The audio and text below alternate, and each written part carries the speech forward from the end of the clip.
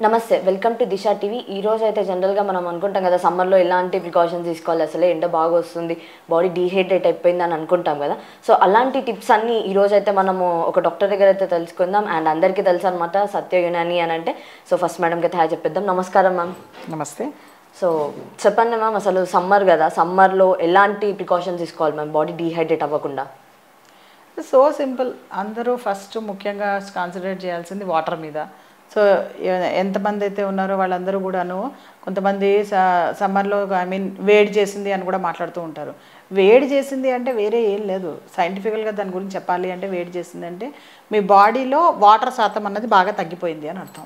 So water కనుక బాగా తాగినట్టయితే కనుక, ముఖ్యంగా మజ్జిగ బాగా తాగినట్టయితే కనుక మీకు సమ్మర్లో ఈజీగా దాని నుంచి మనం ఆ హీట్ నుంచి బయటపడవచ్చు. అయితే యూజువల్గా అందరూ ఏం చేస్తుంటారు అంటే, ఎక్కడైనా బయటికి వెళ్ళాలి అంటే కనుక, ఎక్కడైనా టు సే వాటర్ తాగితే కనుక మళ్ళీ వాళ్ళకి టాయిలెట్కి వెళ్ళే ఇబ్బంది అవుతుంది అని చెప్పి వాటర్ తాగడం మానేస్తూ ఉంటారు. సమ్మర్స్లో కనుక వాటర్ తాగకుండా అలా చేసినట్టయితే కనుక, ఒక రోజులో ఇండియన్ కిడ్నీ పని చేయాలి అంటే మినిమం 3 లీటర్స్ ఆఫ్ వాటర్ ఉండాలి బాడీలో. ఆ 3 లీటర్స్ ఆఫ్ బాడీ వాటర్ కన్నా కూడా తక్కువ కనుక మీరు మెయింటైన్ చేసినట్టయితే కనుక కిడ్నీస్ ప్రాబ్లమ్స్ వచ్చే అవకాశాలు ఉంటాయి. సో అందుకని వీలైనంత వరకు అట్లీస్ట్ సిప్స్ అయినా సరే వాటర్ తాగుతూ ఉండాలన్నమాట. ఎవ్రీ 15-20 మినిట్స్కి ఒక బాటిల్ పెట్టుకోండి. బయటికి వెళ్ళినప్పుడు ఎవరైతే వాటర్ తాగితే కనుక వాళ్ళకి ఇబ్బంది అవుతుంది అని ముఖ్యంగా చెప్పాలి అంటే కనుక, మీ మీడియా వాళ్ళకే ఎక్కువ ఇబ్బంది అవుతూ ఉంటుంది. బయటికి వెళ్ళినప్పుడల్లా నాకు మీడియా నుంచి కూడా చాలామంది పేషెంట్స్ ఉన్నారు. వాళ్ళందరూ నాకు కంప్లైంట్ చేసేది ఏంటంటే, మేము బయటికి వెళ్ళిన తర్వాత ఈ వాష్రూమ్ ప్రాబ్లం ఉంటుంది మేడం, అందుకని వాటర్ తాగమేమో అంటారు. అలా ఎప్పుడూ చేయకండి. ఒక్కసారిగా గటగట మీరు ఒక 1 లీటర్ వాటర్ తాగితే కనుక మీకు ప్రాబ్లం అవుతుంది. కానీ అదే కనుక మీరు ఒక బాటిల్ పెట్టుకొని ఎవ్రీ 10-15 మినిట్స్కి ఇలా ప్రొఫెషనల్ ప్రాబ్లం ఉన్నవాళ్ళు కొంచెంగా వాళ్ళు వాటర్ తాగుతూ ఉంటే కనుక వాళ్ళకి ఏ ప్రాబ్లం ఉండదు.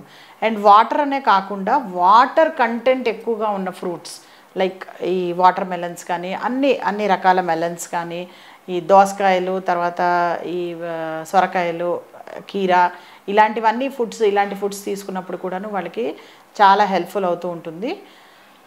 ఇంకా మెనీ మోర్ డిఫరెంట్ డిషెస్ కూడా ఉంటాయి వీటిలో చెప్పాలి అంటే కనుక. ముఖ్యంగా దీంట్లో నేను ఒక పర్టికులర్ దీని స్వీట్ గురించి చెప్తాను మీకు. దాన్ని తల్బీనా అంటారన్నమాట. ఈ తల్బీనా అనే స్వీట్ ఏదైతే ఉందో దీన్ని ఏం చేస్తారంటే, ముఖ్యంగా దీనిలో 3 ఇంగ్రీడియంట్స్తో దీన్ని తయారు చేస్తారన్నమాట. ఒకటి వచ్చేసి బార్లే అన్నది మీరు నైట్ అంతా నానబెట్టచ్చు, లేదా టైం లేదు అంటే కనుక 4 to 5 hours అయినా సరే బార్లే అన్నది మీరు నానబెట్టేసి దాన్ని ఏం చేయాలంటే 1 కప్కి 3 cups ఆఫ్ మిల్క్ దానిలో పోసేసి కుక్కర్లో పెట్టేసి మీరు దాన్ని కనుక విజిల్ ఇస్తే కనుక, కొంచెం ఒక 4-5 విజిల్స్ ఎక్కువ ఇస్తే కనుక బాగా ఎక్కువగా అది మ్యాష్ అయిపోతూ ఉంటుంది.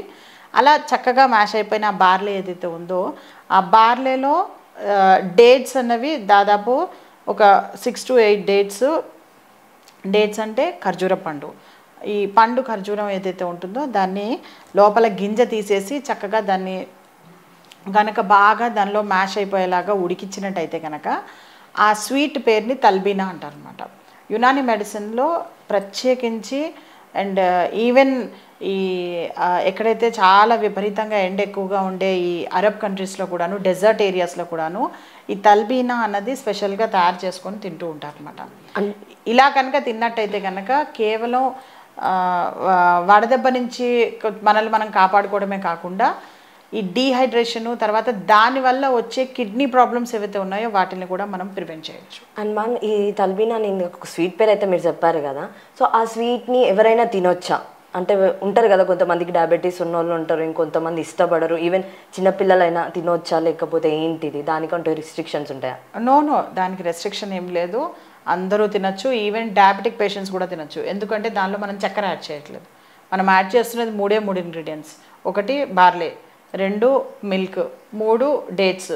సో డేట్స్ అన్నవి ఈవెన్ డయాబెటిక్ పేషెంట్స్ కూడా తీసుకోవచ్చు.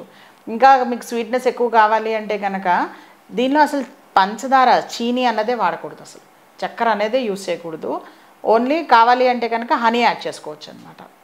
అది ఎక్స్ట్రా యాడెడ్ ఎవరికైనా కావాలి, స్వీట్నెస్ కావాలి అనుకుంటే కనుక, పిల్లలు కొంతమంది ఎవరైతే ఉంటారో వాళ్ళకి కేవలం డేట్స్ వేస్తే సరిపోదు, ఇంకా కావాలి అనుకున్న వాళ్ళు హనీ యాడ్ చేసి ఇవ్వాలన్నమాట. అండ్ ఈ తల్బీనా అన్నది ఇంకా చెప్పాలి అంటే కనుక యునానీ మెడిసిన్లో చెప్పబడ్డ ఈ సబ్స్టెన్స్ని ఈ అరబ్ కంట్రీస్ వాళ్ళు డ్యూరింగ్ రంజాన్ కూడా బాగా తీసుకుంటూ ఉంటారు వాళ్ళు. అంటే అక్కడ బాగా ఎండ ఎక్కువగా ఉంటుంది కాబట్టి, డెజర్టెడ్ ఏరియాస్ కాబట్టి అలాంటి ఏరియాస్లో కూడాను ఇది ఎక్కువగా తీసుకుంటూ ఉంటారు. సో ఇలాంటి వండర్ఫుల్ ఫుడ్స్ ఏవైతే ఉంటాయో వాటిని కనుక మనము మన డే టు డే లైఫ్లో కనుక యాడ్ చేసుకున్నట్టయితే కనుక చాలా సునాయాసంగా మనము సమ్మర్ని కనుక ఈజీగా మనము దాన్ని ఓవర్కమ్ చేయొచ్చు. అండ్ సమ్మర్ అండ్ డీహైడ్రేషను తర్వాత ఈ ప్రాబ్లమ్స్ వల్ల వచ్చే దాని కాన్సిక్వెన్సెస్ ఏవైతే ఉంటాయో, అంటే లైక్ కిడ్నీస్ అన్నవి వీక్ అయిపోవడము, కిడ్నీస్ యొక్క ఫంక్షనింగ్ తగ్గిపోవడము, లివర్ ఫంక్షనింగ్ తగ్గిపోవడము, తర్వాత హార్ట్ కొంచెము ఏమంటారు పాల్పిటేషన్ పెరిగిపోవడము, ఇలాంటివన్నీ జరుగుతూ ఉంటాయి అన్నమాట సమ్మర్లో. అంటే వాటర్ లేనందువల్ల ఇదంతా కూడాను. అండ్ ఆక్యుపేషన్లో చాలామంది ఈ రోజుల్లో ఎలా అయిపోయారంటే అసలు మర్చిపోయామంటారు ఏమన్నా అంటే కనుక ఒకటే మాట, వాటర్ తాగడం మర్చిపోయాము అంటారు. సో అలా వాటర్ తాగడం మర్చిపోకుండా, లేదంటే ఫోన్లో అలార్మ్స్ అన్నా పెట్టుకోండి. ఎవరైతే ఆక్యుపేషన్లో బాగా మీ వృత్తిపరంగా బాగా బిజీ అయిపోయి ఉన్న వాళ్ళు తీసుకున్నట్టయితే కనుక మీకు చాలా ఈజీగా మీరన్న ఈ వేడి అనే దాని నుంచి మనల్ని మనం కాపాడుకోవచ్చు. అండ్ వన్ మోర్ థింగ్, మనం జనరల్గా మనం చూస్తూ ఉంటాం సమ్మర్ సీజన్ అని అంటే బాగా చెమట వచ్చేసి స్కిన్ అంతా కూడా లైక్ ఎట్లా అని అంటే చెమటకాయలు వచ్చేయడము, పిల్లలైనా సరే కానీ పెద్దవాళ్ళైనా మొత్తం ర్యాషెస్ అయినట్టు ఉంటుంది కదా, దాన్ని మనం ఇది చేసుకోవచ్చు అంటారు? Sure madam. ఎవరికైతే ఇలా సమ్మర్ సీజన్లో విపరీతంగా చెమటకాయలు వచ్చేసి సన్న సన్న కురుపుల్లా రావడము, లేదంటే కనుక ర్యాషెస్లా రావడం జరుగుతూ ఉంటుందో వాళ్ళకి యునానీ మెడిసిన్లో రకరకాల ఆయిల్స్ కూడా ఉంటాయి. లైక్ రోగనే గుల్ అని దొరుకుతుంది మా దగ్గర. ఆ ఆయిల్ని కనుక వాళ్ళు చక్కగా అప్లై చేసుకొని కనుక నైట్ పడుకున్నట్టయితే కనుక వాళ్ళకి అవన్నీ కూడాను క్లియర్ ఆఫ్ అయిపోతాయి. అండ్ ఇంట్లో రెమెడీస్ చెప్పాలి అంటే కనుక స్నానం చేసేటప్పుడు గులాబీ పూలు ఏవైతే ఉంటాయో, ఈ గులాబీ పూలు 1 కప్పు గులాబీ పూలని, తర్వాత దానిలో 1 చెంచా తేనె, తర్వాత 1 కప్పు మిల్క్ దీనిలో గ్రైండ్ చేసుకొని అది కనుక మీరు స్నానం చేసే బకెట్లో కనుక దానిలో వేసేసుకొని స్నానం చేసినట్టయితే కనుక అలా కూడా చాలా రిజల్ట్ ఉంటుంది. అండ్ మోస్ట్ ఇంపార్టెంట్ ఇలా మనకి టాపిక్ వచ్చింది కాబట్టి మనం మాట్లాడుకుందాము. బాత్ టబ్స్ ఏవైతే ఉంటాయో చాలా వరకు మన ఇండియాలో అసలు ఎన్నో లక్షలు కోట్లు పెట్టి ఇల్లు కట్టుకుంటుంటారు, కానీ బాత్రూంలో బాత్ టబ్స్ మాత్రం పెట్టుకోరు. అవేర్నెస్ లేక. అంటే ఒక బాత్ టబ్ కనుక పెట్టుకున్నట్టయితే కనుక బాత్రూంలో దానిలో వారానికి ఒకసారైనా సరే నీళ్ళల్లో కంప్లీట్గా ఇమ్మర్స్ అయ్యి స్నానం చేసినట్టయితే కనుక దాదాపు యునానీ మెడిసిన్లో 150 డిసీజెస్ నుంచి మనల్ని మనం ప్రివెంట్ చేసుకోవచ్చు ఒక్క బాత్ టబ్తో. ఆ ఒక్క బాత్ టబ్లో 150 డిసీజెస్ ఏవైతే ప్రివెంట్ చేసే ఉన్నాయో అందులో వన్ ఆఫ్ ద థింగ్ ఏదైతే ఉందో మీరు అంటున్న సమ్మర్లో వచ్చే ర్యాషెస్ కూడా ఉంది. సో అంటే ఇలా కాదు, ఇంకా చాలా ఉన్నాయి, దాంట్లో ఇది కూడా ఒకటి అనమాట. ఈవెన్ జెంట్స్లో కూడా చాలా మీరు విరివిగా వింటూనే ఉంటారు, ప్రోస్టేట్ ఎన్లార్జ్ అయింది అంటుంటారు. ఆ ప్రోస్టేట్ ఎన్లార్జ్మెంట్ ఏదైతే ఉందో దానికి కూడా అది ఒక ప్రివెన్షన్. అలా ఎన్నో రకరకాల డిసీజెస్ ఉన్నాయి. అది మనం ప్రత్యేకించి ఒక ఎపిసోడ్ చేసుకుందాం, ఎందుకంటే ఈ ఒక్క ఎపిసోడ్లో అన్నీ మాట్లాడలేం కదా మనము. అందుకని ఈ సమ్మర్లో మనకి ఇలా బాత్ టబ్స్ యూజ్ చేయడం వల్ల కూడా చాలా హెల్ప్ఫుల్ ఉంటుంది. అండ్ ఉన్నవాళ్ళు కూడా బాత్ టబ్స్ ఉన్న వాళ్ళు కూడా దాన్ని యూటిలైజ్ చేసుకోకుండా అనవసరంగా దానిలో ఏంటో బట్టలు పడేస్తూ ఉంటారు. అలా కాకుండా వాటిని క్లీన్ చేసుకొని వారానికి ఒకసారి ప్రతి ఒక్కరు ఇంట్లో ఉన్న వాళ్ళందరూ దాన్ని చక్కగా మెయింటైన్ చేయండి, దాన్ని యూజ్ చేయండి. బాత్ టబ్లో కనుక వారానికి ఒకసారి పడుకున్నట్టయితే కనుక గోరువెచ్చని నీళ్ళలో అయినా సరే పడుకున్నట్టయితే కనుక వాళ్ళు ఈ సమ్మర్ నుంచి వాళ్ళకు ఉండే ఈ ర్యాష్ ప్రాబ్లమ్స్ ఇవన్నిటినీ కూడాను బయటపడచ్చు. అండ్ అవన్నీ కాకుండా ఇంకా చాలా రకాల మెడిసిన్స్ ఉన్నాయి. అది ఒక యునానీ డాక్టర్ సూపర్విజన్లో మాత్రమే తీసుకోవాలి. ఇప్పుడు నేను చెప్పినవి ఏవైతే ఉన్నాయో హోమ్ రెమెడీస్ లాగా మీరు ఇంట్లో ప్రతి ఒక్కరూ తీసుకునేవన్నమాట. ఓకే మేడం, నెక్స్ట్ మనం ఫుడ్ విషయానికి వచ్చేసినా కూడా జస్ట్ మీరు అయితే చెప్పారు ఎట్లా అని అంటే లిక్విడ్ క్వాంటిటీలో తీసుకోమని. నెక్స్ట్ ఇంకా తీసుకోవాల్సిన ఫుడ్ క్వాంటిటీ అయితే ఉంటుంది కదా, అది ఎలా ఉండాలి? జనరల్గా కొంతమంది ఆయిల్ ఫుడ్ బాగా ఇష్టపడతారు.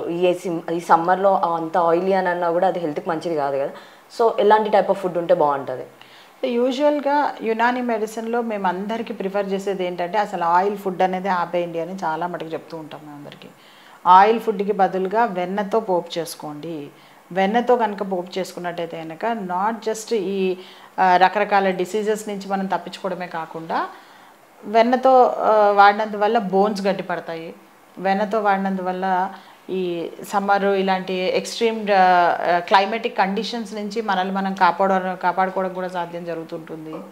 అండ్ ఆయిల్స్ ఏవైతే యూజ్ చేస్తుంటారో వాటిల్లో వీలైనంత వరకు సమ్మర్ సీజన్లో ఈ నువ్వుల నూనెలు, తర్వాత రాగి మన రాయి అంటారు కదా, అంటే ఆవ నూనెలు, ఇలాంటివన్నిటిని కూడాను వీలైనంత వరకు తగ్గించుకోవాలి.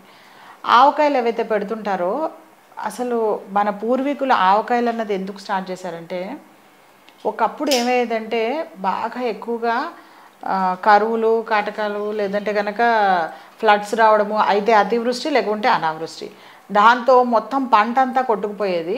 వీళ్ళకి తినడానికి ఫుడ్ కూడా లేనప్పుడు అలాంటి ఎక్స్ట్రీమ్ కండిషన్స్లో మనల్ని మనం కాపాడుకోవడం కోసం అని చెప్పి ఆవకాయలు అన్న సిస్టమ్ స్టార్ట్ అయింది అసలు యాక్చువల్గా.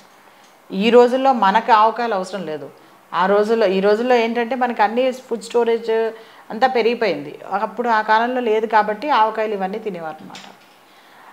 మనం ఆవకాయలు అన్నది ఓన్లీ ఆ టేస్ట్ కోసమే తినడం చేయాలి, కానీ దాన్ని అంతే కానీ దాన్నే కనుక మీరు ఆయిల్ ఫుడ్నే కనుక మీ స్టేపుల్ ఫుడ్ లాగా తీసుకుంటే కనుక ఖచ్చితంగా దానివల్ల మనము చాలా ఇబ్బంది పడాల్సి వస్తూ ఉంటుంది.